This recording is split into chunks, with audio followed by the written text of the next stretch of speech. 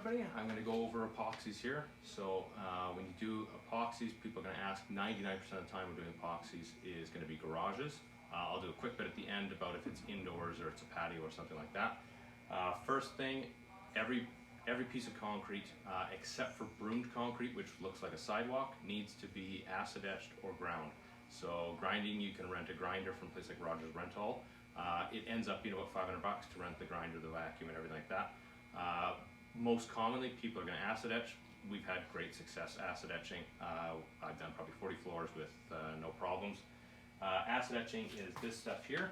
So the number is V620 concrete and masonry etcher. It's, I think, about 30 bucks a gallon. That is going to be mixed according to the label. It says 3-to-1 with acid. We are now suggesting, as we've labeled the shelf here, to do 2 parts acid or 2 parts water to 1 part acid, which makes it a little stronger. When concrete is etched properly, it should feel like 80 grit sandpaper. What it's doing is it's taking the lime out of the surface of the concrete so that the surface becomes rough and the epoxy can grip on. Once they've got it etched, so basically that process is you mix it usually in a watering can, the acid and water in there, you sprinkle it around using a garage broom to kind of force it into the corners and make sure everything gets etched. Go through the whole garage. Once that's done, tell people to get baking soda. Dollar store sells them for $1, usually 2 for a garage. Sprinkle that through the whole floor, move it around with the garage broom to neutralize it all out, and then wash that whole section out. Also tell people to wet their driveway first, because if there's any unreacted acid, it can leave clean streaks in the driveway, basically lightly etching the concrete. So they wet the driveway first and then blast it all out. Once that's done, it usually takes 2 full days to dry out. People will think it looks dry within hours, but it really needs at least a couple days to dry out because epoxies don't love moisture.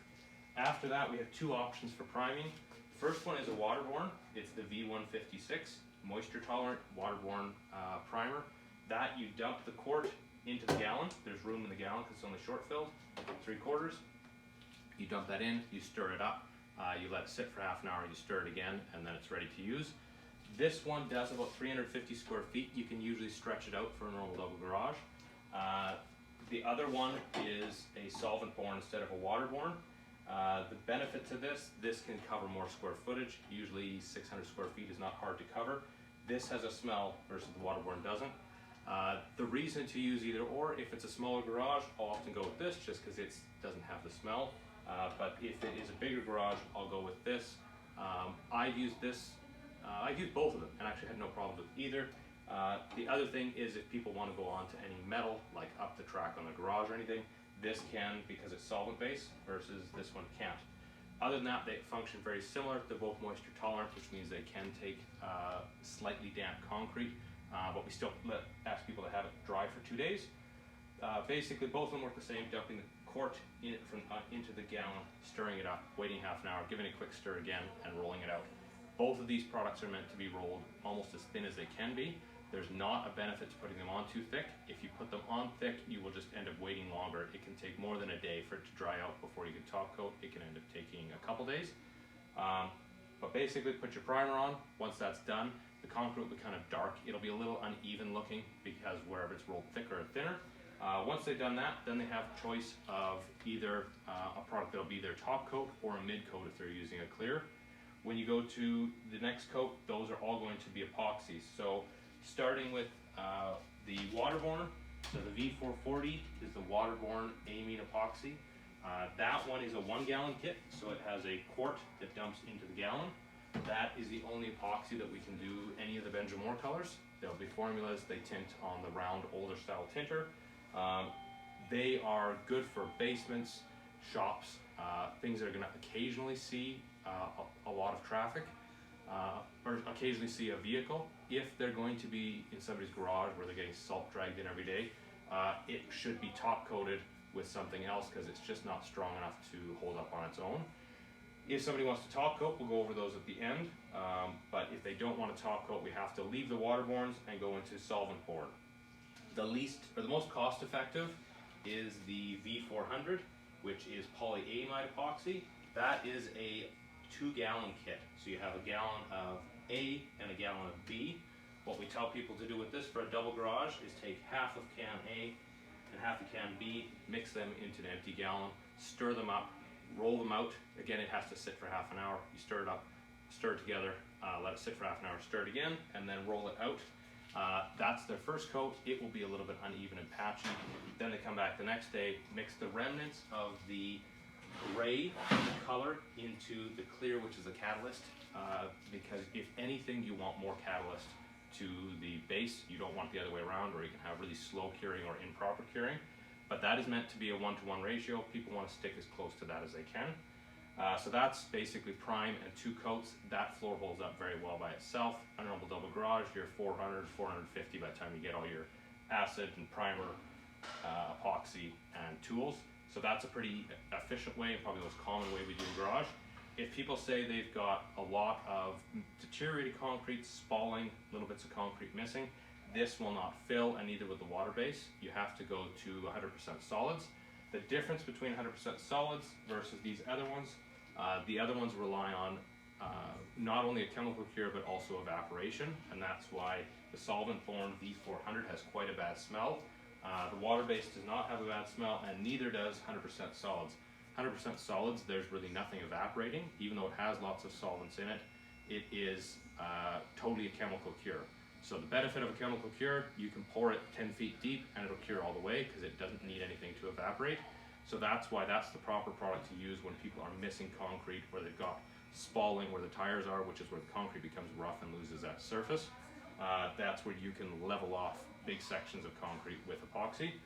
So the way that one works is the can, again, is short filled to accept the catalyst, which is this guy here. Oh, not that guy there, this guy here. So that is the catalyst that will get dumped into the what they call, that is called a deuce, which is a 2-gallon kit. That one is different. It has a very short, what they call pot life, and there's no induction time. So basically you pour the gallon into the 2-gallon kit, you stir it, I count 3 minutes on my watch, and you can use a mixer, which is what it suggests, but you have to keep it on slow speed. If people mix too aggressively, you'll get bubbles in it that will then show up in the floor. Because of personal experience getting bubbles, I no longer mix with a mixer. I always use a stir stick and just count off 3 minutes. It's a bit of brute force. It's quite sticky on the bottom, but that way I've never had bubbles show up. So I mix the gallon into the 2-gallon, and then you should get that out of the can within half an hour. It catalyzes and creates heat in the can, which then accelerates the catalyzation process. When you get it onto the concrete takes the heat out of the product, and then you've got a lot more time to work with it. So if it seems like it's getting thick, if you just dump it out on the concrete and then move it around, you can. But I've had stuff in the can for up to an hour. You can still use it, but it's thick and it's quite a bit more work to roll. That's probably, without being top coated, the most robust coating. Basically, water base is the weakest, polyamide is very strong but thinner, and 100% solids is just as strong or stronger than the polyamide, but the benefit is it's quite a bit thicker, so it will last longer. That's also the one that you can do metallic floors in the clear coat. So you take the V430, the 100% solids in a clear, and you add metallic fleck into it, and you catalyze it, and you pour it on the floor, and you can get all those funky videos, colors and everything that people see on YouTube and everything. We can order the powders in. They're from Sure Creek. You can tell people to Google Sure Creek metallics, and they can see a color chart and pick them up, and then we can order them in. The most common thing we do is people put flakes in it. So any of these systems could have flakes put into them. So that would be on your last coat or whatever you're putting down. You would be taking something like the flakes. I pop this whole top off. I've shaped it into my hand. And the biggest thing is you don't want to do an arcing motion, or you will see an arcing motion pattern in your flakes. What I find the best is the further you stand back and the more you kind of pitch it overhand, the more even it scatters, and then you can kind of get a very even thing. It definitely takes a bit of practice. Everybody's first floor is probably going to be a little bit uneven, but once they're driving on it, it's not that big of a deal. We have all the different types of flakes. Usually a double garage, I tell people to take 2 or 3 containers and bring one back, because if you start with a very heavy pattern and you start to run out, you're going to get a very uneven pattern to the whole thing. Once you've got your flakes down, you can leave it like that. I've had a garage like that we left. It's totally fine. What we do find is the lighter colored flakes start to stain in the traffic patterns. They get more gray, and then you start to see that show up. The way to avoid that is clear coating. The polyamide comes in a clear coat that you can use. But generally, if we're going to clear coat, we're going to use aliphatic urethane. It's expensive, $177 for a gallon, and that comes with this guy that you dump this into. You stir them up, let them sit again for half an hour, and then they're ready to use. That is what they put on airplane hangar floors. It's called an anti-graffiti coating because everything comes off it.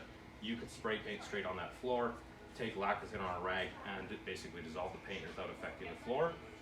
The other big benefit to this is every epoxy will to some degree yellow. When you top coat it with aliphatic urethane, it will not yellow. So the threshold that goes outside will stay the same color as it was before. The 100% solids yellows the most. The polyamide doesn't yellow too bad. And so far what we've seen with the waterborne, it really doesn't yellow. They always warn of it going outside, but I haven't really seen it yellow at all. If somebody has something like a patio or something they want to put a fairly permanent coating on, if the old coating's in good shape, the waterborne in the clear or a color will work well on a patio and hold up for a very long time before it needs to be recoated, at least 7-10 years, something like that. If it was a back patio, I probably wouldn't use solvent-borne or 100% solids just because of the discoloration and chalkiness that shows up. Aliphatic urethane does come in colors. We just carry it in clear, but if somebody really wanted to do a garage floor priming and then just putting down colored aliphatic urethane, it's something we could do, but we'd have to order it in and haven't done it in the past. Also, we carry epoxy thinner. You don't need that for the waterborne. If somebody had a spill, like on their driveway or something with the waterborne, they would just soak it repeatedly with water, get some soap, and it would clean up.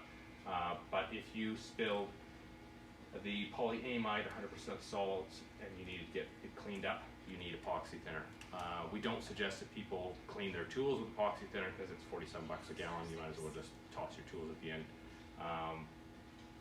As far as application, all of these can be squeegeed, rolled, brushed.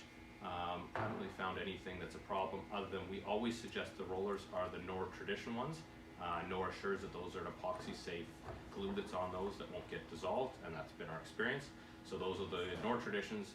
Usually for primers we sell a 10 mil, and for the top coat a 15 for basically all of these. If people are wondering if the waterborne is a good product, it is a great product. You can get all sorts of colors, but it needs to be top coated is one thing with that. The polyamide is probably the one we generally don't top coat. People are usually looking for a really good quality floor that's inexpensive. And the 100% solids, the price per gallon is very similar, but you will use a lot more.